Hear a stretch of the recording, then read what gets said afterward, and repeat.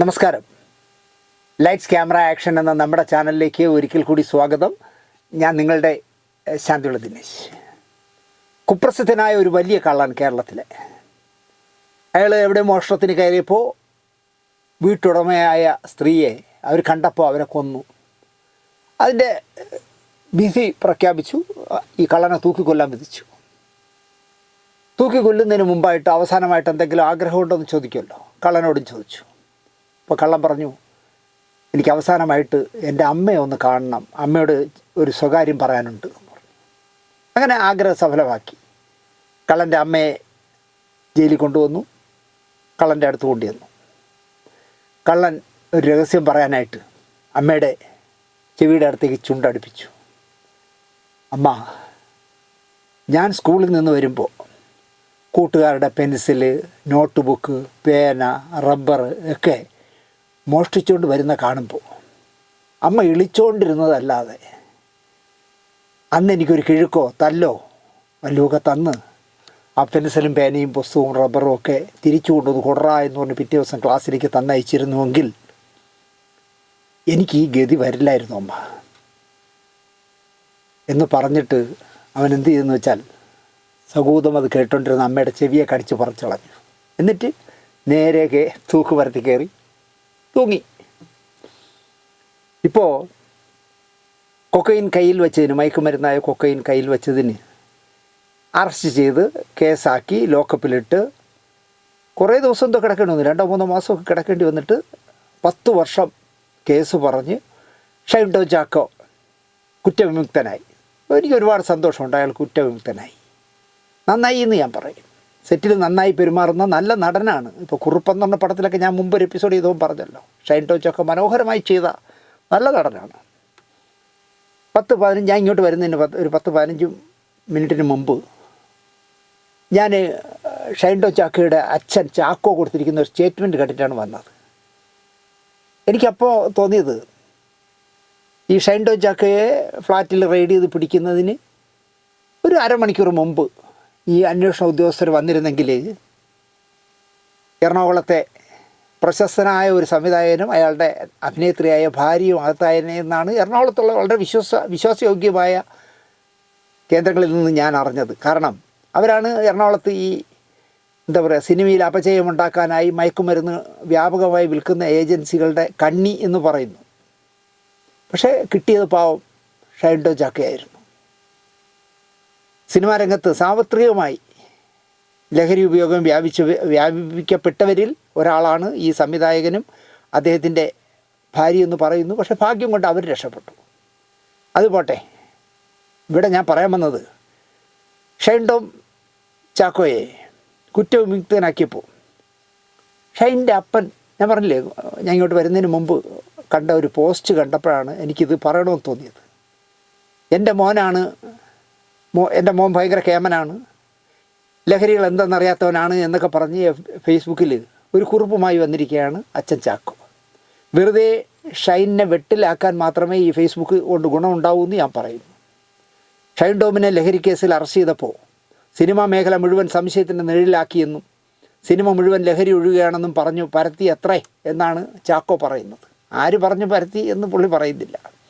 ചെയ്യാത്ത തെറ്റിന് 10 വർഷമായി അവനും ഞങ്ങളും പത്മവിഭവത്തിൽപ്പെട്ട് കിടക്കുകയായിരുന്നുവെന്നും ലഹരി കേസിൽപ്പെട്ടെങ്കിലും മോനെ ആരും മാറ്റി നിർത്തിയില്ല എന്നും അവസരങ്ങൾ നിറയെ കിട്ടിയെന്നും ആരും മോശമായി ഷൈനോട് സംസാരിച്ചിട്ടില്ല എന്നൊക്കെ അദ്ദേഹം പറയുന്നു.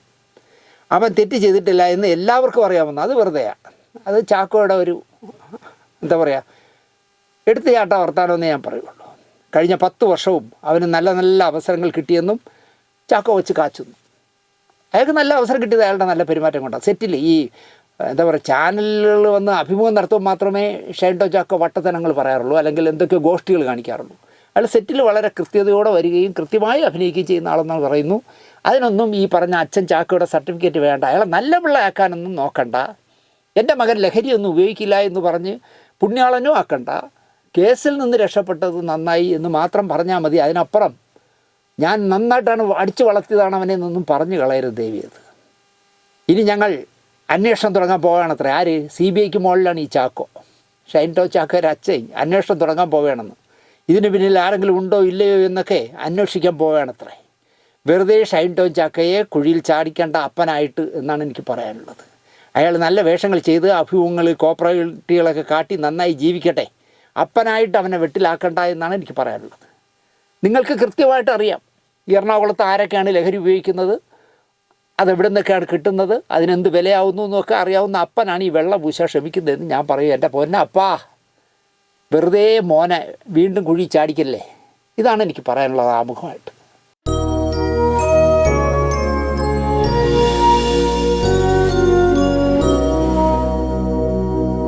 നമസ്കാരം. നമ്മളിന്ന് സംസാരിക്കുന്നത് SP സുനിൽ എന്ന് പൂർവാശ്രമത്തിൽ പേരുണ്ടായിരുന്ന അദ്ദേഹം അതിനുശേഷം എഴുത്തുകാരനായി മാറിയപ്പോൾ സുനിൽ പരമേശ്വരൻ എന്ന് പറഞ്ഞ് മനോഹരമായ ക്രൈം നോവലുകളും ഡിറ്റക്റ്റീവ് നോവലുകളും താന്ത്രിക നോവലുകളൊക്കെ എഴുതിയ സുനിൽ പരമേശ്വരൻ. അത് കഴിഞ്ഞപ്പോൾ അദ്ദേഹം കാന്തള്ളൂർ സ്വാമി എന്നായി. കാന്തള്ളൂരിലെ ആശ്രമമൊക്കെ സ്ഥാപിച്ച് അദ്ദേഹം മരിക്കുകയാണെങ്കിൽ മരിച്ച അദ്ദേഹത്തിൻ്റെ ഭൗതിക ശരീരം അടക്കാനുള്ള കുഴി വരെ റെഡിയാക്കിയിട്ട് അതിലെന്നെ അടക്കി 3 ദിവസം കഴിഞ്ഞ് പുറം ലോകത്ത് പോലും, ഇപ്പോൾ ഗോപസ്വാമിയെ പോലെയൊന്നുമല്ല, 3 ദിവസം കഴിഞ്ഞ് ഞാൻ മരിച്ചു എന്ന് പോലും പുറത്തറിയിക്കാവൂ. കാരണം ഞാൻ മരിച്ചു എന്നറിഞ്ഞാൽ അവസാനമായി എൻ്റെ 2 ആൺമക്കളോ എൻ്റെ ഭാര്യയോ മുൻ ഭാര്യയോ എന്നെ ഒന്ന് കാണരുത് എന്നൊക്കെ പറഞ്ഞ് ഒസ്യത്തൊക്കെ എഴുതി വെച്ച ആളാണ് സുനിൽ പരമേശ്വരൻ അല്ലെങ്കിൽ കാന്തള്ളൂർ സ്വാമി. ഇപ്പോൾ അദ്ദേഹം വീണ്ടും പുനർവിവാഹമൊക്കെ നടത്തി സ്വന്തമായ ഒരു പുസ്തകശാലയൊക്കെ നടത്തി മാന്യമായിട്ട് തിരുവനന്തപുരത്ത് ജീവിക്കുന്നു. ഞാൻ വർഷങ്ങൾക്ക് മുമ്പ് അദ്ദേഹത്തെക്കുറിച്ചൊരു എപ്പിസോഡ് ചെയ്തിരുന്നു, എൻ്റെ അനുഭവങ്ങളൊക്കെ വെച്ചിട്ട്. എൻ്റെ വീട് വിൽക്കാൻ നടക്കാതെ പോയതിൻ്റെ കാരണങ്ങൾ, അതിന് സുനിൽ പറഞ്ഞു തന്ന പ്രതിവിധികൾ, അതൊക്കെ പറഞ്ഞ് ഞാനൊരു എപ്പിസോഡ് ചെയ്തിരുന്നു. 3 ലക്ഷം പേരെന്തോ ആണ് ആ എപ്പിസോഡ് കണ്ടത്. ഞാൻ ചെയ്ത പ്രോഗ്രാമുകളിൽ 10-600 പ്രോഗ്രാമുകൾ ചെയ്തതിൽ എന്നെ ഏറ്റവും കൂടുതൽ ആൾക്കാർ വിളിച്ച് സാർ പറഞ്ഞ ആ കഥയിലെ സുനിൽ പരമേശ്വരൻ്റെ അല്ലെങ്കിൽ കാന്തള്ളൂർ സ്വാമിയുടെ ഫോൺ നമ്പർ തരുമോ എന്ന് ചോദിച്ചാൽ ഒരു പ്രോഗ്രാം എന്ന് പറഞ്ഞാൽ സുനിലിൻ്റെ പ്രോഗ്രാമിൽ മാത്രമാണ്. വേറെ ആരെക്കുറിച്ചും ഇങ്ങനെ ഇത്രയും പേര് എന്നെ വിളിച്ച് നമ്പർ ചോദിച്ചിട്ടില്ല. ചുരുങ്ങിയത് 1000 പേർക്കെങ്കിലും, അല്ലെങ്കിൽ സുനിൽ പറയട്ടെ ഇല്ല, 1000 പേർക്കെങ്കിലും ഞാൻ സുനിൽ പരമേശ്വരൻ്റെ നമ്പർ കൊടുത്തിട്ടുണ്ട്. സുനിൽ തന്നെ എന്നെ ഒരിക്കൽ വിളിച്ചപ്പോൾ പറഞ്ഞു, സുനിൽ പരമേശ്വരൻ ഞാൻ നേരത്തെ പറഞ്ഞ പോലെ പുനർവിവാഹം കഴിച്ചതും ഹേമാംബിക ബുക്സ് എന്ന് പറഞ്ഞാൽ അദ്ദേഹം തന്നെ സ്വന്തമായൊരു പബ്ലിക്കേഷൻ ആരംഭിച്ചതുമൊക്കെ പിന്നീട് ഞാൻ അറിഞ്ഞു. പക്ഷേ ഇപ്പോൾ കുറേ കാലമായിട്ട് ഞങ്ങൾ തമ്മിലൊരു ബന്ധമില്ല. ആ ബന്ധമില്ലായ്മ എനിക്ക് വിഷമമൊന്നുമില്ല. നമ്മൾ അപ്രിയ സത്യങ്ങൾ പറയുന്നത് കൊണ്ടായിരിക്കാം സുനിൽ എന്നെ വിളിക്കാറൊന്നുമില്ല. ഈ അടുത്ത കാലത്ത് പൂജപ്പുര രവിച്ചേട്ടൻ്റെ സഹോദരനും നാടക നടനുമായ പൂജപ്പുര പപ്പൻ എന്ന് പറഞ്ഞൊരു ആക്ടറുണ്ട്. കേരള തിയേറ്റേഴ്സിൻ്റെ വേട്ടക്കുളം ശിവാനന്ദൻ്റെ കേരള തിയേറ്റേഴ്സിലൊക്കെ മനോഹരമായ വേഷങ്ങൾ നാടകങ്ങൾ ചെയ്തിട്ടുള്ള ആളാണ്. അദ്ദേഹത്തിന് അനാരോഗ്യം വന്നപ്പോൾ ഭാര്യയ്ക്കും മക്കൾക്കും അദ്ദേഹത്തെ വേണ്ട. പെൺമക്കളാണ് 2 പേര്. അവർക്ക് വേണ്ട അച്ഛനെ, ഭാര്യയ്ക്കും വേണ്ട ഭർത്താവിനെ.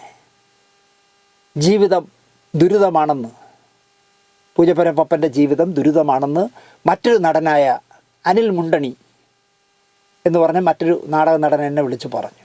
എന്തെങ്കിലും സഹായിക്കാൻ പറ്റുമോ എന്ന് ചോദിച്ചു. ഞാൻ പറഞ്ഞു പൂജപ്പുര പപ്പൻ്റെ നമ്പർ തരും. എനിക്ക് പരിചയമില്ല. ഞാൻ അദ്ദേഹത്തെ വിളിച്ച് സംസാരിച്ചു. അവസാനം ഞാൻ പറഞ്ഞു, താങ്കൾക്ക് പത്തനാപുരം ഗാന്ധി ഭവനിൽ ഞാൻ നിങ്ങൾക്ക് താമസിക്കാനുള്ള ഏർപ്പാടാക്കി തരാം. സന്തോഷമായിട്ട് ഇനിയുള്ള കാലം നിങ്ങൾക്ക് അവിടെ ജീവിക്കാം. നല്ല ഭക്ഷണവും നല്ല വസ്ത്രവും നല്ല മരുന്നും ഒക്കെ കഴിച്ച് നല്ല അന്തരീക്ഷത്തിൽ നല്ല സുഹൃത്തുക്കളുമായിട്ടൊക്കെ സൊറ പറഞ്ഞിരുന്ന് താങ്കൾക്ക് ഇനി അവിടെ ജീവിക്കാൻ ഞാൻ റെഡിയാക്കി തരാമെന്ന് പറഞ്ഞ് ഞാൻ പത്തനാപുരത്ത് വിളിച്ച് എല്ലാം ഓക്കെ ആക്കി. അതിനിടയിൽ പൂജപ്പുര പപ്പൻ്റെ ജീവിതാവസ്ഥ സുനിൽ പരമേശ്വരൻ എന്ന കാന്തള്ളൂർ സ്വാമി അറിയുന്നു. അപ്പോൾ SP സുനിലായിരുന്ന കാലത്ത് നാടക രചനയായിരുന്നു തുടക്കത്തിൽ സുനിൽ ചെയ്തിരുന്നത്. കേരള തിയേറ്റേഴ്സിന് വേണ്ടി SP സുനിൽ നാടകങ്ങൾ എഴുതിയിരുന്നു, സംവിധാനം ചെയ്തിരുന്നു. വേട്ടക്കുളം ശിവാനന്ദൻ്റെതാണ്, പ്രശസ്തനായ നാടക മുതലാളിയാണ് വേട്ടക്കുളം ശിവാനന്ദൻ. അദ്ദേഹത്തിൻ്റെ കേരള തിയേറ്റേഴ്സിൽ പൂജപ്പുര പപ്പൻ ഒരു അഭിനേതാവായിരുന്നു. അങ്ങനെ SP സുനിലിന് പൂജപ്പുര പപ്പനെ നന്നായിട്ട് അറിയാം. SP സുനിൽ അല്ലെങ്കിൽ സുനിൽ പരമേശ്വരൻ പപ്പനെ വിളിച്ചു, ചേട്ടാ ഒട്ടും വിഷമിക്കണ്ട, ഞാൻ താങ്കളെ എന്നോടൊപ്പം താമസിപ്പിക്കാം, എങ്ങും പോകണ്ട, ഇങ്ങോട്ട് പോരൂ എന്ന് പറഞ്ഞ് പൂജപ്പുര പപ്പനെ ആശ്വസിപ്പിച്ചു.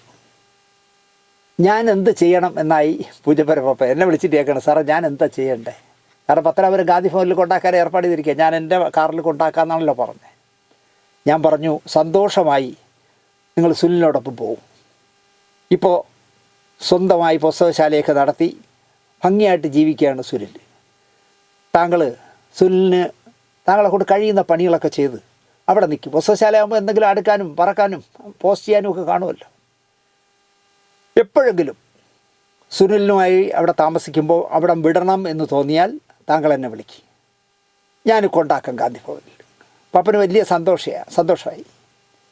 ഈ വാർത്ത കേട്ടപ്പോൾ എനിക്ക് സത്യം പറഞ്ഞാൽ SP സുനിലിനോട് അല്ലെങ്കിൽ സുനിൽ പരമേശ്വരനോട് ഒരുപാട് ഇഷ്ടം പിന്നെയും കൂടി.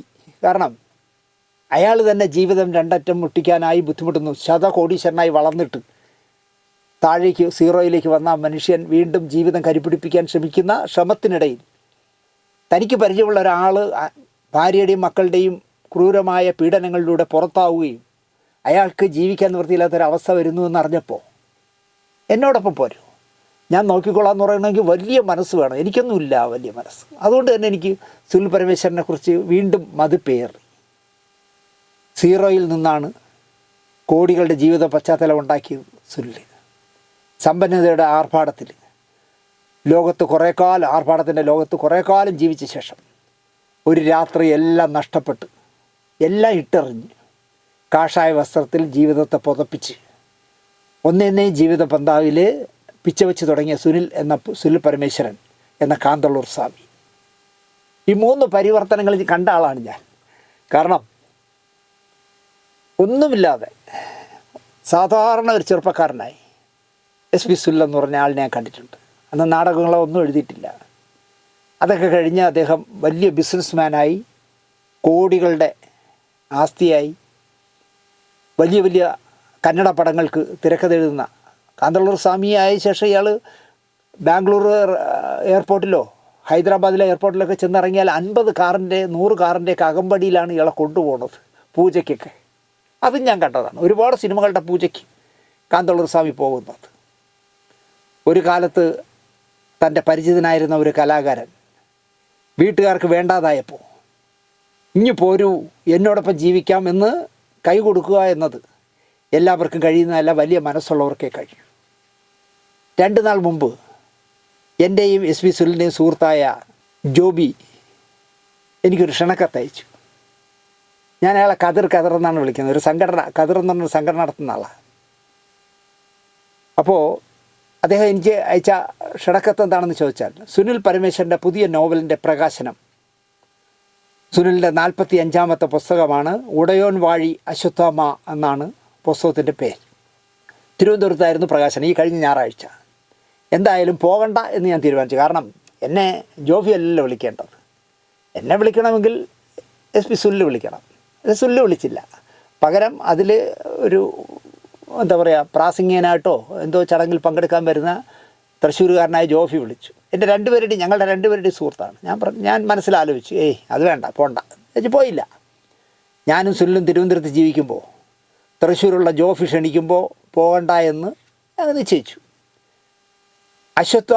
അശ്വത്ഥാമാവ് ആരാണെന്നറിയാനോ ചിന്തിക്കാനോ ആരും മെനക്കെട്ടില്ല എന്നും, ചെന്നായ്ക്ക് കൂടുകഴുകൽ എന്നതുപോലെ കഴുകൻ എന്ന് പറയുന്ന പോലെ, കൂടുകഴുകലല്ല, ചെന്നായ്ക്ക് കഴുകൻ എന്ന് പറഞ്ഞ പോലെ ദുര്യോധനൻ്റെ ക്രൂരതകൾക്ക് മാത്രം കൂട്ടുനിന്നവനാണ് അശ്വത്ഥാമാവെന്നും, കലിചിന്തയിൽ ആവാഹിച്ച് കൊടും പാപം ചെയ്ത് ശാപം ഏറ്റുവാങ്ങിയ ദ്രോണപുത്രൻ എന്നുമൊക്കെ നമുക്ക് അറിയുള്ളൂ എന്നും, അതിനപ്പുറമുള്ള മാനങ്ങളൊന്നും ദ്രൗണിക്ക് വിശ്വകവികൾ ആരും കൽപ്പിച്ച് കൊടുത്തില്ല എന്നും, സുനിൽ പരമേശ്വരൻ പതിവ് പോലെ ഇതിഹാസ പ്രതിപുരുഷന്മാരുടെ പക്ഷപാത ചിന്തകളുമായി വായനയ്ക്ക് നവ്യ അനുഭവം പകർന്നു തരുന്ന രചനയാണെന്നുമൊക്കെ ജോഫി ക്ഷണക്കത്തിനൊപ്പം എനിക്ക് എഴുതിയ ഒരു കുറിപ്പിൽ എഴുതിയിരിക്കുന്നു.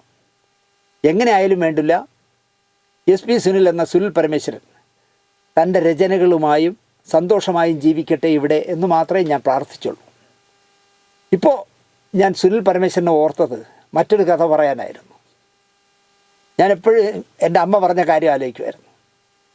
സ്കൂളിൽ പഠിക്കാൻ പോകുന്ന കാലത്ത് 1.5 രൂപ അമ്മ തരും, 1 രൂപ 50 പൈസ ഉച്ചയ്ക്ക് ഭക്ഷണം കഴിക്കാൻ. തിങ്കളാഴ്ച ദിവസം ആ 1 രൂപ 50 പൈസയിൽ നിന്ന് 1 രൂപ 25 പൈസ കൊടുത്ത് നാന വാങ്ങും. 25 പൈസയ്ക്ക് കപ്പലണ്ടി വാങ്ങി തിന്നു ഉച്ചയ്ക്ക്. എന്നിട്ട് ഈ നാന വായിച്ചിട്ട് ഉടയാതെ വീട്ടിൽ അടുക്കി വയ്ക്കുമായിരുന്നു.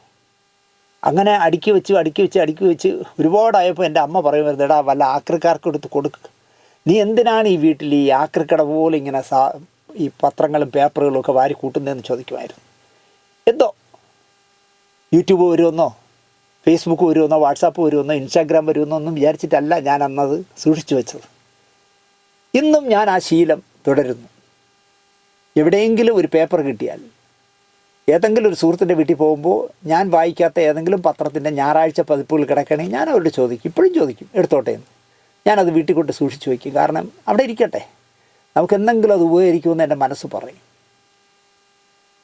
ഇപ്പോൾ ഇത് പറയാൻ കാരണം, എസ് വി സുനിലിനെ കുറിച്ച് ഇപ്പോൾ ഒരു കഥ ചെയ്യാൻ കാരണം പോലും 15 വർഷം മുമ്പുള്ള ഒരു മാസിക എൻ്റെ കൺമുന്നിൽപ്പെട്ടപ്പോൾ ഞാൻ വീട് മാറിയല്ലോ.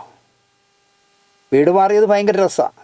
4 മലയാളികളും 6 ബംഗാളികളും ചേർന്ന് 10 പേര് ചേർന്ന് എന്താ പറയുക, 2 മിനി ലോറിയിൽ എൻ്റെ പുസ്തകങ്ങൾ അടിച്ചിട്ട് തീർന്നില്ല. ഒരു ദിവസം കൊണ്ട് അടിച്ചിട്ട് തീർന്നില്ല. 3 ദിവസം കഴിഞ്ഞ് വീണ്ടും അവരെ വരുത്തി. ഞാനൊരു പരുവമായിരിക്കുകയാണ്. കാരണം ദേഹം മുഴുവൻ വേദനയായി. ഈ പുസ്തകങ്ങൾ എവരൊക്കെ വാരി കെട്ടിയാൽ വൃത്തികേടാവുമെന്ന് വിചാരിച്ചിട്ട് ഒരു കാർഡ്ബോർഡ് പെട്ടിക്ക് 15 രൂപ വെച്ച് 150 പെട്ടിയായിട്ടാണ് ഞാൻ വാങ്ങിച്ചു.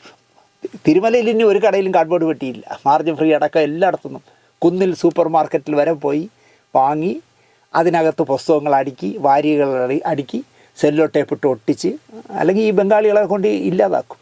അങ്ങനെ ഞാനിപ്പോൾ പുതുതായി താമസിക്കാൻ പോയ വീട്ടിൽ കൊണ്ട് അടുക്കി വെച്ചിരിക്കണം. ഇനി അത് പൊട്ടിച്ച് ആ പുസ്തകങ്ങൾ പുറത്തെടുത്ത് സ്റ്റാൻഡിലൊക്കെ അടുക്കി വയ്ക്കണം. അങ്ങനെ ഞാൻ പുസ്തകങ്ങൾ എന്താ പറയുക വാരി കെട്ടുന്നതിനിടയിലാണ് സുനിലിൻ്റെ ഫ്ലാഷ് ബാക്കിലേക്ക് പോകാനായിട്ട് എനിക്കൊരു അനുഭവം ഉണ്ടായത്. എഡിറ്റിംഗ് പഠിക്കാനായിട്ട് മദ്രാസിൽ പോയ കാര്യം ഞാൻ പറഞ്ഞല്ലോ. എഡിറ്റർ മുരളിയുടെ ശിഷ്യനായിട്ട് പോയി സുനിൽ. അവിടെ വെച്ചാണ് ഞാൻ ആദ്യമായിട്ട് പരിചയപ്പെട്ടത്. അത് തനിക്ക് പറ്റിയ പണിയല്ല എന്ന് സ്വയം തോന്നിയപ്പോൾ തലസ്ഥാനത്തേക്ക് സുനിൽ മടങ്ങി. നാടകമെഴുത്ത് അടക്കമുള്ള കലാപരിപാടികൾ ആരംഭിച്ചു. ഇതിനിടയിൽ വിവാഹം കഴിച്ചു. 2 ആൺകുട്ടികളുമായി. 2 ആൺകുട്ടികളുടെ അച്ഛനായി. അയാൾക്ക് ജീവിക്കണ്ടേ. അങ്ങനെ സെൻട്രൽ പിക്ചേഴ്സിൻ്റെ അഡ്വർടൈസിങ് ഓഫീസിൽ സ്റ്റാഫായി. അവിടെ ഇരുന്നുകൊണ്ട് മാർക്കറ്റിങ്ങിൻ്റെ തന്ത്രങ്ങൾ മുഴുവൻ പഠിച്ചു. എന്നിട്ട് സ്വന്തമായൊരു സ്ഥാപനം തുടങ്ങി, ഗ്രീൻ TV. കൊച്ച് ചെറിയ ലൊട്ടിലൊടുക്ക് കമ്പനികളുടെ ചെറിയ പരസ്യങ്ങളിലൂടെ തുടങ്ങി ഭീമ ജുവലറി പോലുള്ള വലിയ സ്ഥാപനങ്ങളുടെ കോടിക്കണക്കിന് രൂപയുടെ പരസ്യ വാണിജ്യ സ്ഥാപനമായി ഗ്രീൻ TVയെ സുനിൽ വളർത്തിയെടുത്തു. സുനിലിൻ്റെ വളർച്ച ശരിക്കും പറഞ്ഞാൽ ISRO വിടുന്ന റോക്കറ്റിനേക്കാൾ വേഗത്തിലായിരുന്നു എന്ന് പറയാം. ഇതെല്ലാം ഞാൻ നേരി കണ്ട ആളാണ്. സുനിലുമായിട്ടുള്ള എൻ്റെ സൗഹൃദം നന്നായി അറിയാവുന്ന ഹരികുമാർ സാർ, എൻ്റെ ഗുരുനാഥൻ, ദൂരദർശന് വേണ്ടി അദ്ദേഹം ഒരു സീരിയൽ സംവിധാനം ചെയ്തു. ഒരെണ്ണേ ചെയ്തിട്ടുള്ളൂ, സംപ്രേഷണം ചെയ്തുമില്ല. അദ്ദേഹം ദൂരദർശന് വേണ്ടി സംവിധാനം ചെയ്ത പരമ്പരയ്ക്ക് മാർക്കറ്റ് ചെയ്യാനായിട്ട് സുനിലിനെ കൊണ്ട് ദിനേശ് ഒന്ന് സഹായിക്കാമോ എന്നെൻ്റെ ഹരികുമാർ സാർ ചോദിച്ചു. ഞാൻ സുനിൽ നല്ല സുഹൃത്തുക്കളാണെന്ന് സാറിനറിയാം. ലളിതാംബിക അന്തർജനത്തിൻ്റെ മകൻ N. മോഹനൻ സാർ എഴുതിയ പ്രശസ്തമായൊരു കഥയെ ആസ്പദമാക്കിയാണ് 13 ഭാഗങ്ങളുള്ള പരമ്പര ചെയ്തത്. നമ്മുടെ പിന്നീട് സിനിമയിലൊക്കെ ശ്രദ്ധേയനായ എൻ്റെ വലയം എന്ന് പറഞ്ഞ സീരിയലിലെ നായകനായിരുന്ന ജയകൃഷ്ണനായിരുന്നു നായകൻ, രശ്മി സോമനായിരുന്നു നായിക. പിന്നെ രാഘവേട്ടനും റോസലിനും അടക്കം ഒരുപാട് പേരുണ്ടായിരുന്നു. വാഗമണിലാണ് ചിത്രീകരിച്ചത്. മനോഹരമായ ഒരു പ്രണയകഥയായിരുന്നു. ഈ പരമ്പരയിൽ ഇതിൻ്റെ ഒരു ഉപകഥ പറയുകയാണ്. ഈ പരമ്പരയിൽ അസിസ്റ്റൻ്റ് ക്യാമറാമാനായിട്ട് ബാലു എന്ന് പറഞ്ഞ ഒരു തൃശ്ശൂരുകാരനുണ്ടായിരുന്നു. അടുപ്പക്കാർ ബാലു എന്ന് വിളിക്കുന്ന അയാളുടെ പേര് ബാലചന്ദ്രൻ എന്നാണ്. ബാലു ഞാനും ഒരുപാട് കാലത്തെ സുഹൃത്തുക്കളാണ്. വാഗമണിലെ തണുപ്പിലിരിക്കുമ്പോൾ വർക്കൊക്കെ കഴിഞ്ഞിരിക്കുകയോ അല്ലെങ്കിൽ ലൈറ്റപ്പ് കിടക്കുമ്പോഴൊക്കെ ജീവിതം രണ്ടറ്റം കൂട്ടിമുട്ടിക്കാനാകാതെ പോകുന്ന സിനിമയിലെ ഹതഭാഗ്യന്മാരിൽ ഒരാളാണ് ഞാനെന്ന് ബാലു എന്നോട് പറയുമായിരുന്നു. ഏറെക്കുറെ പ്രതീക്ഷകളൊക്കെ കൈവിട്ട അവസ്ഥയിലായിരുന്നു ഈ വാഗമണിൽ ഈ സീരിയൽ ഷൂട്ട് ചെയ്യുന്ന സമയത്ത് ബാലു. കാരണം ഒരു നല്ല ക്യാമറാമാൻ ആകാമെന്ന് ആശിച്ചു, അല്ലെങ്കിൽ ഒരു നല്ല സ്റ്റിൽ ഫോട്ടോഗ്രാഫർ ആകാം എന്ന് ആശിച്ചു. പക്ഷേ രണ്ടിലും രക്ഷപ്പെട്ടില്ല എന്നുള്ളതാണ് ബാലു. ഈ ക്യാമറ അസിസ്റ്റൻ്റായിട്ടൊക്കെ വന്നാൽ, അല്ലെങ്കിൽ അസിസ്റ്റൻ്റ് ക്യാമറാമാനായിട്ട് വന്നാൽ വളരെ ചെറിയ തുകയിലേ ജീവിക്കാൻ കിട്ടും. വാഗമണിലെ സന്ധ്യയ്ക്ക് വീശുന്ന തണുത്ത കാറ്റുകൊണ്ടിരിക്കുമ്പോൾ ബാലു എന്ന ബാലചന്ദ്രൻ ഇതൊക്കെ എന്നോട് പറയുമായിരുന്നു. ഒരു മോനും ഒരു മോളും ഉണ്ട് ബാലുവിന്. സ്ഥിരം വരുമാനമില്ലാത്ത തൻ്റെ വരുമാനം ഒന്നിനും തികയാതായപ്പോൾ ഭാര്യ ഒരു തുണിക്കടയിൽ ജോലിക്ക് പോകുന്ന കഥയൊക്കെ ബാലു എന്നോട് തുറന്നു പറഞ്ഞു. ഈ ബാലുവിനെ ഇത് കണ്ടുകൊണ്ടിരിക്കുന്നത് നിങ്ങൾക്കറിയാൻ എളുപ്പമാണ്. എൻ്റെ സിനിമയിലടക്കം എൻ്റെ സിനിമയിൽ നായികയാകാൻ ആ നായിക കിട്ടിയത് തന്നെ ബാലുവിൻ്റെ ഔദാര്യം കൊണ്ടാണെന്ന് ഞാൻ പറയും. ഭാവനയുടെ അച്ഛനാണ് ബാലു. ബാലചന്ദ്രൻ എന്ന അകാലത്തിൽ മരിച്ചുപോയ എൻ്റെ സ്നേഹിതൻ ബാലു സഹായിച്ചു എന്നെ എന്ന് ഞാൻ പറയാൻ കാരണം, എൻ്റെ സിനിമയിൽ ലാലാണല്ലോ ഡബിൾ റോൾ ചെയ്തത്. നായകൻ പുതുമുഖമാണ് സാജൻ സൂര്യ. കാവ്യമാധവനെയും നവ്യ നായരെയൊക്കെ ഞാൻ നേരിട്ട് കണ്ട് എന്താ പറയുക, എൻ്റെ സിനിമയുടെ കഥ പറയുകയും അതിലെ നായിക ആകാമോ എന്ന് ചോദിച്ചപ്പോൾ പല കാരണങ്ങൾ പറഞ്ഞ് അവർ ഒഴിഞ്ഞു കളഞ്ഞു. കാരണം പുതിയ സംവിധായകൻ, പുതിയ നായകൻ, പ്രാധാന്യമാണെങ്കിൽ ഡബിൾ റോൾ ചെയ്യുന്ന ലാലിനും. അങ്ങനെ ഞാനൊരു ദിവസം ബാലുവിനെ വിളിച്ചു. അപ്പോൾ അച്ഛനും മകളും കൊച്ചിയിലുണ്ട്, വൈറ്റ് ഫോർട്ട് എന്ന് പറഞ്ഞ ഹോട്ടലിൽ. എന്നോട് വരാൻ പറഞ്ഞ് ഞാൻ ചെന്നു. അങ്ങനെ ഭാവന സാജൻ സൂര്യയുടെ നായികയായി. സാജൻ സൂര്യയുടെ നായികയായി എന്ന് മാത്രമല്ല, അവളെനിക്കൊരു നല്ല കൊച്ചനിയത്തിയെ പോലെ അല്ലെങ്കിൽ മോളെ പോലെ ഞാൻ കൊണ്ടു കിടന്നതാണ്. എൻ്റെ സെറ്റിൽ ഒരു തലവേദനയില്ലായിരുന്നു. ഷൂട്ടിങ് കഴിഞ്ഞപ്പോൾ എനിക്ക് കാശില്ല. ഞാൻ പറഞ്ഞു, ഇതിൻ്റെ റൈറ്റ് മലയാള മനോരമയ്ക്കാണ് വിറ്റിരിക്കുന്നത്, മനോരമ ചാനൽ. ഫസ്റ്റ് കോപ്പിയായി ചിത്രാഞ്ജലി സ്റ്റുഡിയോയിൽ നിന്ന് NOC വാങ്ങിക്കൊടുത്താൽ മാത്രമേ ബാക്കി കാശ് കിട്ടൂ. ഞാൻ ആ കാശ് കിട്ടിയിടം തരാൻ ബാലു എന്ന് പറയുമ്പോൾ ഒരു വൈമനസ്സും ഇല്ലാതെ ബാലുവോ ഭാവനയോ ഒരക്ഷരം എന്നോട് അയ്യോ അത് പറ്റില്ല എന്ന് പറഞ്ഞില്ല. കാരണം ഭാവനയ്ക്ക് അതിൽ ഡബ്ബിങ് ഇല്ല, വേറെ ആളാണ് ചെയ്യുന്നത്. അതുപോലെ ലാലു, ഇവർ രണ്ടുപേരും എന്നോട് പറഞ്ഞു അതിനെന്താ ദിനേശ് എന്ന് പറഞ്ഞു. പടം തിയേറ്ററിൽ ഇറങ്ങി 7 നെല്ലി പൊട്ടി. സ്വാഭാവികമായിട്ടും സിനിമയിൽ നടക്കുന്നത്, സിനിമ പൊട്ടിയാൽ പിന്നെ ഈ സംവിധായകനും നിർമ്മാതാവൊക്കെ ഫോൺ നമ്പർ മാറ്റും. ഞാൻ നമ്പരൊന്നും മാറ്റിയില്ല. പ്രൊഡ്യൂസർ ഷാർജ സുകുമാരനാണല്ലോ, അദ്ദേഹം ഷാർജയിലുമാണ്. ഞാൻ മനോരമയിൽ അതിൻ്റെ പേപ്പറെല്ലാം കൊണ്ട് കൊടുത്ത് പൈസ കിട്ടിയിടം തന്നെ ഇവർക്ക് രണ്ടുപേർക്കും പൈസ കൊണ്ട് കൊടുക്കുകയും ചെയ്തു. പക്ഷേ എങ്കിൽ പോലും ഷൂട്ടിംഗ് തീരുമ്പോൾ ഇല്ല ദിനേശ് എനിക്ക് എൻ്റെ മോളുടെ പൈസ തരണമെന്ന് ബാലു വാശി പിടിച്ചിരുന്നെങ്കിൽ ഞാൻ ശരിക്കും വീട്ടിലായിപ്പോയേനെ. പക്ഷേ ഒരിക്കലും ബാലു അങ്ങനെ എന്നോട് പറഞ്ഞില്ല. പറഞ്ഞു വരുമ്പോൾ കഥ വഴിമാറിപ്പോകുന്നു. അപ്പോൾ ജയകൃഷ്ണനും രശ്മി സോമനും പ്രധാന വേഷം ചെയ്ത ശേഷപത്രം എന്ന് പറഞ്ഞ ആ പരമ്പര ഇത് മാർക്കറ്റ് ചെയ്യാനായിട്ട് സുനിലിനെ കാണണമല്ലോ. ലളിതാംബിക അന്തർജനത്തിൻ്റെ മകൻ N. മോഹൻ എഴുതുന്ന ശേഷപത്രം എന്ന് പറയുമ്പോൾ തന്നെ പ്രശസ്തമായ ചെറുകഥയാണ്. അത് 13 എപ്പിസോഡ് ചെയ്യുന്നത് നാഷണൽ അവാർഡ് വരെ കിട്ടിയ ഹരികുമാർ എന്ന് പറയുമ്പോൾ അതിനേക്കാളും പേരായി. ഈ സീരിയൽ മാർക്കറ്റ് ചെയ്യാൻ പറ്റുമോ എന്ന് സുനിലിനോട് ഞാൻ തിരക്കി. പിന്നെന്ത്, അതിനല്ലേ ഞങ്ങളിവിടെ തുറന്നു വച്ചിരിക്കുന്നതെന്നായിരുന്നു സുനിലിൻ്റെ മറുപടി. 5 എപ്പിസോഡിൻ്റെ CD കൊണ്ടുവന്ന് സുനിലിനെ ഏൽപ്പിച്ചു. ഒരാഴ്ച കഴിഞ്ഞപ്പോൾ ഞാൻ അതിൻ്റെ പ്രൊഡ്യൂസറെയും കൂട്ടി സുനിലിനെ കാണാൻ ചെന്നു. കാര്യമായിട്ട് സംസാരിച്ചിട്ട് അവസാനം സുനിൽ പറഞ്ഞു, വിചാരിച്ചത്ര നിലവാരമില്ല ദിനേശ് ഈ സീരിയലിന്. ഈ പരമ്പര മാർക്കറ്റ് ചെയ്യാൻ പറ്റുമോ നടക്കുമെന്ന് എനിക്ക് തോന്നുന്നില്ല. പെട്ടെന്ന് എനിക്ക് ദേഷ്യം വന്നു. കാരണം നല്ല കവിത പോലെ മനോഹരമായി ചെയ്ത സീരിയലാണ്. അതിനാണ് പറയുന്നത് നിലവാരമില്ല. എനിക്ക് പെട്ടെന്ന് ദേഷ്യം വന്നു. ഞാൻ പറഞ്ഞു, മനോഹരമായ ഒരു പരമ്പരയാണിത്. ജോഷി സാറ് അന്ന എന്ന പേരിൽ സിനിമയാക്കാൻ വേണ്ടി പാട്ടൊക്കെ റെക്കോർഡ് ചെയ്ത കഥയാണ്. വാഗമണ്ണിൻ്റെ പശ്ചാത്തലത്തിൽ നന്നായി ചിത്രീകരിച്ച വർക്കുമാണ്. ഈ പരമ്പരയൊന്നും വിലയിരുത്താൻ സുല്ലേ നീ ആയിട്ടില്ല. കാസറ്റിങ് തിരിച്ചാ? ഞാൻ തിരിച്ചു വാങ്ങിച്ചു. ഒന്നും പറയാതെ സുല്ല് കാസറ്റുകളെടുത്ത് തിരിച്ചു തന്നു. ഞാൻ അത് വാങ്ങി പോന്നു. ഞാൻ CD എന്നാണ് തുടക്കത്തിൽ പറഞ്ഞതല്ല, കാസറ്റ്, വീഡിയോ കാസറ്റ്. പിന്നെ കുറേ നാൾ സുല്ലുമായിട്ടൊരു ബന്ധം എനിക്കില്ലായിരുന്നു. ഇക്കാലത്താണ് ഈ ബന്ധം ഞങ്ങൾ തമ്മിൽ ഒരു ബന്ധവുമില്ലാതെ നടക്കുന്ന കാലത്ത് ഗോപാലേട്ടൻ ഗോകുലശ്രീ എന്ന് പറഞ്ഞപ്പോൾ ഒരു പ്രസിദ്ധീകരണം ഇറക്കുന്നുണ്ട്. ഇപ്പോൾ 50 രൂപയെന്നുണ്ട്, അന്ന് 20 രൂപയായിരുന്നു. നല്ല ആർട്ട് പേപ്പറിൽ മനോഹരമായ അച്ചടിയാണ്, നല്ല ഉള്ളടക്കമാണ്. 68 പേജുള്ളതിന് 20 രൂപയേ ഉള്ളൂ വില.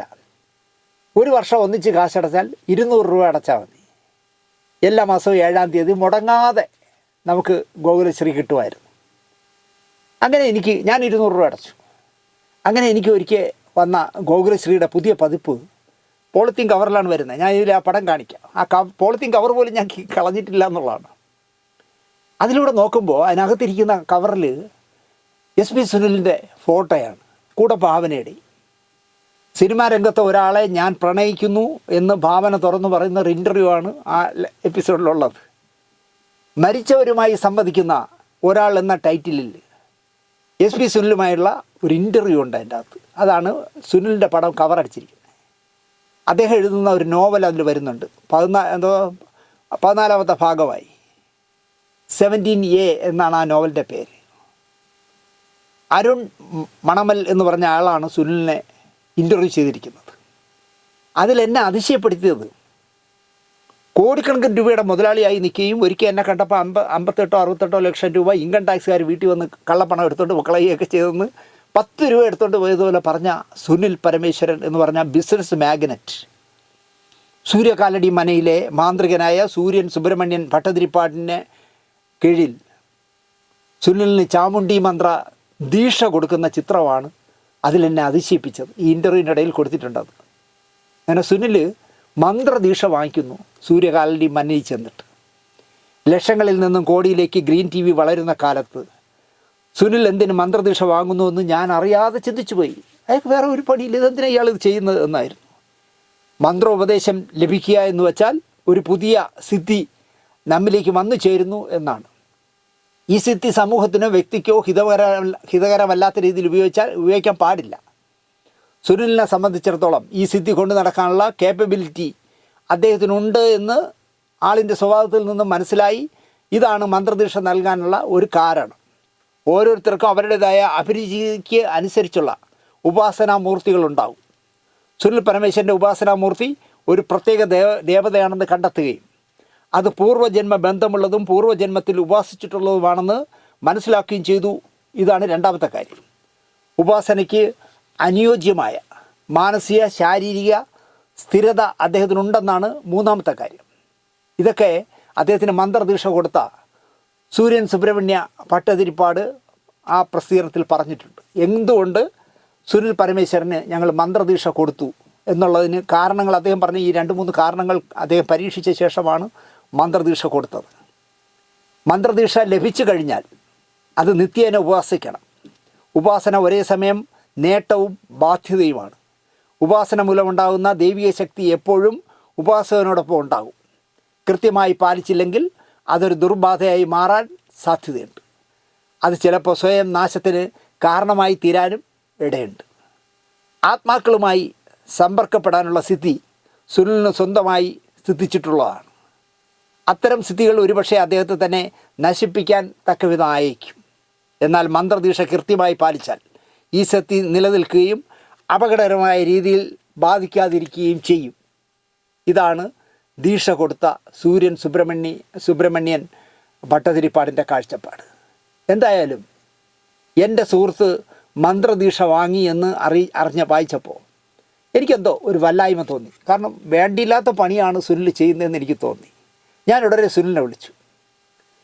അപ്പോൾ സുനിലിനെ വിളിക്കുമ്പോൾ ഔട്ട് ഓഫ് കവറേജ് ഏരിയയാണ്. നേരെ ഞാൻ സുനിലിൻ്റെ ഭാര്യ രമയെ വിളിച്ചു. അപ്പോൾ വിളിച്ച് ഞാൻ കാര്യം പറഞ്ഞു.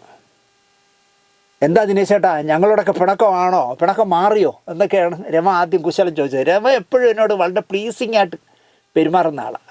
ഞാനും അങ്ങനെ തന്നെ, എൻ്റെ ഒരു അനിയത്തിയെ പോലെ സ്നേഹിക്കുന്ന ആളാണ് രമ. അപ്പം ഞാൻ ഒരുപാട് കാലമായി ആ മാർക്കറ്റിൽ നടത്തി തരാത്തതിൻ്റെ പേരിൽ സുനിലുമായിട്ട് പിണങ്ങിയിരിക്കുകയാണെന്ന് രമയ്ക്ക് തോന്നിയിരിക്കാം. എന്താ ദിനേശേട്ടാ, ഞങ്ങളോടുള്ള പിണക്കമൊക്കെ മാറിയോ എന്നാണ് ആദ്യം ചോദിച്ചത്. അതൊക്കെ മാറി. ഞാനിപ്പോൾ അത്യാവശ്യമായിട്ടൊരു കാര്യം സംസാരിക്കാൻ സുനിലിനെ വിളിച്ചതാണ്, കിട്ടുന്നില്ല. അത് കക്ഷി കോഴിക്കോട്ടാണ് എന്നായി രമ. ഞാനിപ്പോൾ ഗോപാലട്ട് ഇറക്കുന്ന പുതിയ ഗോകുലശ്രീ വായിച്ചു. സുനിൽ സ്വാമിയായോ രമ എന്ന് ഞാൻ ചോദിച്ചു. സ്വാമിയൊന്നും അല്ല ചേട്ടാ, മന്ത്രദീക്ഷ. ഒരു സ്വാമിയുടെ കീഴിൽ ദീക്ഷ എടുക്കുന്നതാണ്. ചേട്ടനെടുക്കണോ എന്നായി രമ. എനിക്കെടുക്കണ്ട. രമയുടെ സമ്മതത്തോടെയാണോ സുനിൽ ഈ വേണ്ടാത്ത പണിയൊക്കെ ചെയ്തത്? വേണ്ടാത്ത പണിയൊന്നും അല്ല ചേട്ടാ, ഒരു മാറ്റം അങ്ങനെ തോന്നിക്കാണും കക്ഷിക്ക്. ഞാൻ അവിടെ ഫുൾ സ്റ്റോപ്പ് ഇട്ടു. ആ വിഷയത്തെക്കുറിച്ചുള്ള വാർത്ത അവിടെ അവസാനിപ്പിച്ചു. മാന്ത്രിക കഥകളും യക്ഷിക്കഥകളും തുടർച്ചയായി എഴുതുകയും ചിന്തിക്കുകയും ചെയ്തതുകൊണ്ടാണോ എന്നറിയില്ല, അനന്തഭദ്രത്തിൻ്റെ ഷൂട്ടിങ്ങിന് ശേഷം കുറച്ചു കാലം SP സുനിൽ വിഷാദ രോഗത്തിന് അടിമയായിരുന്നു. അതിൻ്റെ ചികിത്സയൊക്കെ നടത്തിയ ആളാണ്. സുനിൽ മനോരോഗിയാണെന്നും കൗൺസിലിംഗ് ആവശ്യമാണെന്നുമൊക്കെയാണ് അദ്ദേഹത്തിനോട് അടുപ്പമുണ്ടായിരുന്ന പലരും അക്കാലത്ത് പറഞ്ഞു പരത്തിയത്. സുനിലിൻ്റെ മറ്റൊരു പ്രശ്നം മരണത്തെക്കുറിച്ച് മാത്രം എപ്പോഴും സംസാരിക്കുന്നു എന്നതാണ്. മരണത്തെക്കുറിച്ച് ആലോചിക്കുന്നത് തന്നെ ചിലരെ പേടിപ്പെടുത്തുമ്പോഴാണ് സുനിൽ മരണമെന്ന ശാശ്വത സത്യത്തെക്കുറിച്ച് സംസാരിക്കുന്നത്. ജനിച്ചവർക്കെല്ലാം മരണമുണ്ട്, അത് ശാശ്വതമായ സത്യമാണ്. മരണത്തെക്കുറിച്ച് പറയുന്നതിൽ സുനിൽ ആത്മഹത്യ ചെയ്യാൻ പോവുകയാണെന്ന് കരുതിയവരുമുണ്ട്. മരണം ഒരു ശാശ്വത സത്യമാണെന്ന് പറയുമ്പോൾ ഈ സുനിൽ എന്തോ ആത്മഹത്യ ചെയ്യാൻ പോവുകയാണ്, അയാളുടെ ജീവിതമൊക്കെ മൊത്തം കോഞ്ഞാട്ടായി നിൽക്കുകയല്ലേ എന്ന് പറഞ്ഞ സുനിലിൻ്റെ സുഹൃത്തുക്കളുണ്ട്. സത്യം പറയുമ്പോൾ അതിനെ മനോരോഗമാണെന്ന് കരുതുന്നവരും കുറവല്ല. പ്രശസ്തമായ സൂര്യകാലടി മനയിൽ നിന്നാണ് സുനിൽ മന്ത്രദീക്ഷ സ്വീകരിച്ചത്. മന്ത്രോച്ചാരണം അബ്രാഹ്മണർ ശ്രദ്ധിച്ചാൽ അവൻ്റെ ചെവിയിൽ ഈയമുരുക്കി ഒഴിച്ചിരുന്ന ഒരു കാലം നിലനിന്ന നാടാണ് കേരളം. ബ്രാഹ്മണരല്ലാതെ മറ്റാർക്കെങ്കിലും മന്ത്രദീക്ഷ നൽകുന്ന പതിവില്ല ഇന്നും. എന്നിട്ടും ബ്രാഹ്മണനല്ലാത്ത സുനിലിന് മന്ത്രദീക്ഷ ലഭിച്ചത് ഭാഗ്യമായാണ് സുനിൽ ഗോകുലശ്രീയിലെ അഭിമുഖത്തിൽ പറയുന്നത്. നാഡീശാസ്ത്രത്തെ അത്ഭുതത്തോടെ കാണുന്ന ആളാണ് SP സുനിൽ. ഒരു മനുഷ്യജന്മം പൂർണ്ണമായി രേഖപ്പെടുത്തിയിരിക്കുന്നതാണ് നാഡീശാസ്ത്രം എന്ന് സുനിൽ വിശ്വസിക്കുന്നു. ഓരോ വ്യക്തിയുടെയും കർമ്മവും കർമ്മഫലവും മരണവും പോലും നാഡീശാസ്ത്രത്തിൽ രേഖപ്പെടുത്തിയിട്ടുണ്ട് എന്നാണ് എന്നോട് സുനിൽ പറഞ്ഞിട്ടുള്ളത്. നാഡീശാസ്ത്രപ്രകാരം സുനിൽ 48-ാമത്തെ വയസ്സിൽ ദർശനവും 51-ാമത്തെ വയസ്സ് കഴിഞ്ഞ് ജീവിച്ചിരിപ്പുണ്ടെങ്കിൽ ദേവീ ദർശനവും ലഭിക്കുമെന്നും പറയുന്നു. ആ ദർശനം ഗംഗാതീരത്ത് വെച്ച് സുനിലിന് കിട്ടിയെന്നും പറയുന്നു. വേദങ്ങളും ഉപനിഷത്തുകളും മനഃപ്പാടമാക്കിയ വേദനിക്കുന്നവർക്ക് സ്വാതന്ത്ര്യം പകർന്നു നൽകുന്ന പൂർണ്ണശ്രീ രാമചന്ദ്രൻ എന്ന അസാധാരണക്കാരനായ വ്യക്തി പറഞ്ഞ ഒരു ചോദ്യമാണ് ജീവിതത്തിൽ ഇനി ഒന്നും ചെയ്യാൻ ബാക്കിയില്ല എന്ന തോന്നൽ ശക്തമായപ്പോൾ സുനിൽ ഒരിക്കൽ ജീവിതം അവസാനിപ്പിക്കാൻ തീരുമാനിച്ച ആളാണ്. തൻ്റെ വാഹനത്തിലിരുന്ന് ആത്മഹത്യ ചെയ്യുക ഇതായിരുന്നു സുനിൽ പ്ലാൻ ചെയ്തത്. ഇതിനായി ഭാര്യ രമയുടെ പേരിലുണ്ടായിരുന്ന കാറിനെ സുനിൽ തൻ്റെ പേരിലേക്ക് മാറ്റി. ആത്മഹത്യ ചെയ്യണമെന്ന ഉറച്ച തീരുമാനമെടുത്ത ആ കാലത്ത് ഒരു വ്യക്തി സുനിലിനെ കാണാനെത്തുമെന്നും അദ്ദേഹത്തെ ഉറപ്പായും സുനിൽ കാണണമെന്നും പൂർണ്ണശ്രീ രാമചന്ദ്രൻ എന്ന് പറഞ്ഞ മനുഷ്യൻ സുനിലിനോട് പറഞ്ഞു. മുൻ പരിചയമില്ലാത്ത ആ മനുഷ്യൻ സുനിലിനെ കണ്ടുമുട്ടിയ ഉടൻ വാഹനത്തിൽ വെച്ച് ജീവിതം അവസാനിപ്പിക്കാൻ തീരുമാനിച്ചിട്ടുണ്ടല്ലേ എന്ന് സുനിലിനോട് ചോദിച്ചു.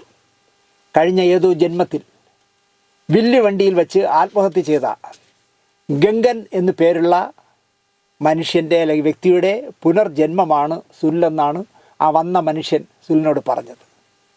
ജീവിതം അവസാനിപ്പിക്കലല്ല തൻ്റെ നിയോഗമെന്നും ജീവിക്കുക തന്നെ ചെയ്യണമെന്നും പൂർണ്ണശ്രീ രാമചന്ദ്രൻ പറഞ്ഞതിൽ SP സുനിൽ എന്ന സുനിൽ പരമേശ്വരൻ എന്ന കാന്തള്ളൂർ സ്വാമി ഇപ്പോഴും ജീവിക്കുന്നു, എഴുതുന്നു, പുസ്തകശാല നടത്തി നന്നായിട്ട് ജീവിതം കൊണ്ടുപോകുന്നു. ഒന്നും പറയാതെ വയ്യ. 10ാം ക്ലാസ് വരെ പഠിച്ച സുനിൽ പരമേശ്വരൻ ഒരു ദിവസം കഷ്ടിച്ച് കിട്ടിയാൽ 300 പേജൊക്കെ ഉള്ള ഒരു നോവൽ പുല്ലുപോലെ എഴുതി തീർക്കുമെന്നുള്ളത് എനിക്ക് നേരിട്ട് പരിചയമുള്ള കാര്യമാണ്. ഗോകുലം ശ്രീയിൽ വന്ന ആ 17A എന്ന് പറഞ്ഞ ആ നോവൽ ഒരു ലക്കം എഴുതാൻ 20-25 മിനിറ്റിനപ്പുറം സുനിൽ എടുക്കാറില്ല. എഴുതിയത് വായിച്ചു നോക്കി വെട്ടിത്തിരുത്താറില്ല. എഴുതിയാൽ എഴുതിയത് തന്നെ. അത്രയും കഴിവുള്ള ഒരാളാണ് അയാൾ. വാഗ്ദേവതയുടെ കടാക്ഷം അത്രയ്ക്ക് ലഭിച്ച മനുഷ്യനാണ് SP സുനിൽ എന്ന എൻ്റെ പഴയ സുഹൃത്ത്. ആളൊരു ദ്രോഹിയോ ചതിയനോ ഒന്നുമല്ല. എനിക്കിഷ്ടപ്പെട്ട ചുരുക്കം പരിചിതരിൽ ഒരാളാണ് ഇന്നും SP സുനിൽ. പക്ഷേ സുനിലിന് അതറിയാമോ എന്ന് എനിക്കറിയില്ല. ഞാൻ സുനിലിൻ്റെ അനുഭവത്തിൽ, എനിക്ക് കിട്ടിയിട്ടുള്ള അനുഭവത്തിൽ നിന്ന് സുനിൽ ചെയ്തിട്ടുള്ള തെറ്റുകൾ വിളിച്ച് പറഞ്ഞിട്ടുണ്ട്. പക്ഷേ ഇപ്പോൾ തന്നെ അയാൾ 14 നോവലുകൾ ഒന്നിച്ച് പ്രകാശനം നടത്തി. അതിൽ ഒരു പ്രാസംഗികൻ ഞാനായിരുന്നു. ഞാനവിടെ കടന്നു ചെല്ലുമ്പോൾ ഇപ്പോൾ ഗവർണറായിരിക്കുന്ന CV ആനന്ദബോസ് IAS, നോവലിസ്റ്റ് കൂടിയായ KV മോഹൻകുമാർ IASകാരുടെ ഒരു പിള്ളേർ കളിയാണ് ആ ഫംഗ്ഷനിൽ. അതിൽ ഒന്നുമല്ലാത്ത ഒരാൾ ഞാൻ മാത്രമേ ഉള്ളൂ.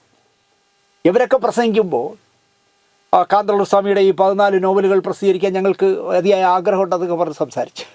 എല്ലാം കഴിഞ്ഞ് ഞാൻ സംസാരിച്ചപ്പോൾ ഞാൻ പറഞ്ഞു, എനിക്കങ്ങനെയൊന്നും പറയാൻ കഴിയില്ല. എനിക്കിപ്പോഴും ഈ കാന്തള്ളൂർ സ്വാമി എന്നൊക്കെ നിങ്ങൾ വിളിക്കുന്ന ആൾ എനിക്ക് വെറും SP സുനിലാണ്. എനിക്ക് SP സുനിലായി കാണാനാണ് എനിക്കും ഇഷ്ടം. മാത്രമല്ല ലൗകിക ജീവിതങ്ങളെല്ലാം വെടിയാതെ ആഡംബരമായി ജീവിക്കുന്നു. വില കൂടിയ കാറിൽ യാത്ര ചെയ്യുന്നു, വില കൂടിയ ഫോൺ ഉപയോഗിക്കുന്നു.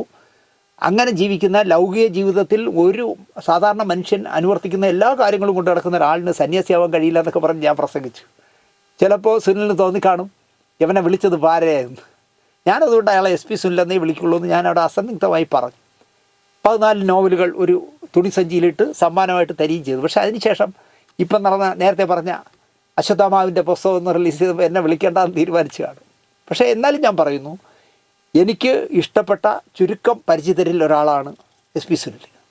വന്ന വഴികളും കണ്ടുമുട്ടിയ പരിചിതരെയും അല്പകാലം മറന്നു ജീവിച്ചുവെങ്കിലും അത് തിരിച്ചറിയാൻ കാലം ചില ഷോക്ക് ട്രീറ്റ്മെൻറ്റുകൾ നൽകിയെങ്കിലും SP സുനിൽ ഒരു പാവമാണ്. അതും ഞാൻ കണ്ടെത്തുന്ന ഒരു കാര്യമാണ്, ഞാൻ എപ്പോഴും വിലയിരുത്തുന്നൊരു കാര്യമാണ്. കാരണം വന്ന വഴികൾ കുറച്ച് സമയം, കുറച്ച് പീരീഡ്, ഒരു 3-4 വർഷം അല്ലെങ്കിൽ ഒരു 5 വർഷം സുനിൽ മറന്നുപോയി എന്ന് വിശ്വസിക്കുന്ന ഒരാളാണ് ഞാൻ. അതുപോലെ തന്നെ കണ്ടുമുട്ടിയ ഞാനടക്കമുള്ള പരിചിതരെ അല്പകാലത്തേക്കെങ്കിലും സുനിൽ മറന്നുപോയി എന്നുള്ളതും യാഥാർത്ഥ്യമാണ്. ഇപ്പോൾ പുതിയ ബന്ധങ്ങളൊക്കെ ഒരുപാടായതുകൊണ്ട് സുനിൽ ചിലപ്പം പറയും അങ്ങനെയൊന്നുമില്ല, അല്ലെങ്കിൽ ദിനേശുമായിട്ടൊന്നും എനിക്ക് യാതൊരു ബന്ധവുമില്ല എന്ന് പറഞ്ഞാലും എനിക്ക് പ്രശ്നമില്ല. നല്ല ആത്മബന്ധമായിരുന്നു ഞാൻ സുനിലുമായിട്ട്. അപ്പോൾ അങ്ങനെ വന്ന വഴികളും പരിചിതരെയൊക്കെ മറന്നപ്പോൾ കാലം കൊടുത്തൊരു ഷോക്ക് ട്രീറ്റ്മെൻ്റ് ആയിരിക്കാം അഗാധ ഗർത്തത്തിലേക്ക് ജീവിതത്തിൽ സുനിൽ വീണു പോയത്. പക്ഷേ അവിടുന്ന് അയാൾ ഫിനിക്സ് പക്ഷിയെ പോലെ കത്തിത്തീർന്ന ചാരത്തിൽ നിന്ന് ഉയർന്നു പോകും പോലെ അയാൾ ഉയർന്നു വന്നു. അയാളൊരു പാവമാണ്. അതിന് ഏറ്റവും നല്ല ഉദാഹരണമാണ് ഞാൻ തുടക്കത്തിൽ പറഞ്ഞ പൂജപ്പര പപ്പനെ പോലെ ഒരാളിന് അഭയം നൽകുക എന്ന് പറഞ്ഞാൽ വലിയ മനസ്സുള്ള വിശാലമായി ചിന്തിക്കുന്ന ഒരാളിനെ അത് കഴിയും. എനിക്ക് പൂജപ്പര പപ്പനെ എന്നോടൊപ്പം ജീവിക്കാൻ ചേട്ടാ അണ്ണങ്ങി പോരെ എന്ന് പറഞ്ഞു എന്ന് പറഞ്ഞപ്പോൾ എനിക്ക് ഒരുപാട് ബഹുമാനം തോന്നി സുനിലിനോട്. ഇനിയും ഒരു അംഗത്തിന് ബാല്യമുണ്ട് സുനിലിന് എന്ന ചിന്തയുമായി സുനിൽ മുമ്പോട്ട് പോട്ടെ എന്ന് മാത്രമേ എനിക്ക് പറയാനുള്ളൂ. അപ്പോൾ ഗോകുലശ്രീ 2010 ഇറക്കിയ സന്യാസ ദീക്ഷ സ്വീകരിച്ച സുനിലിൻ്റെ മുഖചിത്രം അടങ്ങിയ ആ വീക്കിലി ആ മന്ത്ലി എനിക്ക് കിട്ടിയതുകൊണ്ടാണ്, മാസിക എനിക്ക് കിട്ടിയതുകൊണ്ടാണ് ഇപ്പോൾ സുനിലിനെ കുറിച്ച് ഇത്രയെങ്കിലും പറയണമെന്ന് തോന്നിയത്. എൻ്റെ പ്രിയപ്പെട്ട സുഹൃത്ത് SP സുനിൽ, ഇപ്പോൾ അദ്ദേഹത്തിൻ്റെ കൂടെ നടക്കുന്ന ഒരാളും പരിചയപ്പെടുന്നതിന് മുമ്പ് എൻ്റെ സുഹൃത്തായിരുന്ന SP സുനിൽ ഇനിയും ഇപ്പോൾ 45 പുസ്തകങ്ങൾ എഴുതിയെങ്കിൽ ഒരു 100 പുസ്തകം എഴുതാനുള്ള ചിന്തകളും ഐഡിയകളും ഒക്കെ സുനിൽ കിട്ടട്ടെ. അതൊക്കെ കിട്ടുന്ന നല്ല തലച്ചോറാണ് സുനിലിൻ്റെ. അപ്പോൾ സുനിൽ ഇനി ഒരു 55 പുസ്തകം എഴുതി 101ാമത്തെ പുസ്തകം റിലീസ് ചെയ്യുമ്പോഴേ എന്നെ വിളിക്കാനുള്ള ഇട വരട്ടെ എന്ന് മാത്രം പ്രാർത്ഥിച്ചുകൊണ്ട്, എന്നെ സുനിൽ വെറുത്താലും എന്നെ അകറ്റിയാലും എൻ്റെ ഫോൺ നമ്പർ ഇല്ല എന്ന് പറഞ്ഞാലും എന്നെ ആരെങ്കിലും വിളിച്ച് SP സുനിലിൻ്റെ അല്ലെങ്കിൽ കാന്തളൂർ സ്വാമിയുടെ നമ്പർ ഉണ്ടോ എന്ന് ചോദിച്ചാൽ അപ്പോൾ എത്ര തിരക്കിൽ നിന്നാലും ശരി ഞാൻ അവർക്ക് അയച്ചു കൊടുക്കും. കാരണം ഇദ്ദേഹത്തെ ബന്ധപ്പെടുകയും ഇദ്ദേഹം എന്തെങ്കിലുമൊക്കെ അവർക്ക് ഫലപ്രാപ്തി വരുന്ന എന്തെങ്കിലും കാര്യങ്ങളൊക്കെ പറഞ്ഞു കൊടുക്കുമ്പോൾ സുനിലിന് 10,000, 1,000, 2,000, 5,000 രൂപ കിട്ടുന്നെങ്കിൽ കിട്ടട്ടെ എന്ന് ആഗ്രഹിക്കുന്ന ഒരാളാണ് ഞാൻ.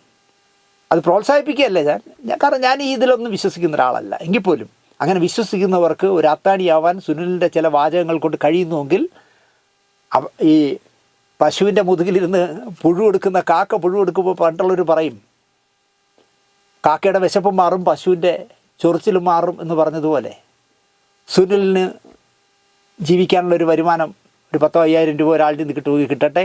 ആ 5,000 രൂപ കൊടുക്കുന്നതുകൊണ്ട് ഈ ചെല്ലുന്ന ആളിന് എന്തെങ്കിലും മനഃശാന്തി കിട്ടുന്നെങ്കിൽ അയാൾക്കും കിട്ടട്ടെ എന്ന് പ്രാർത്ഥിച്ചുകൊണ്ട് ഈ എപ്പിസോഡ് ഇവിടെ അവസാനിപ്പിക്കുന്നു.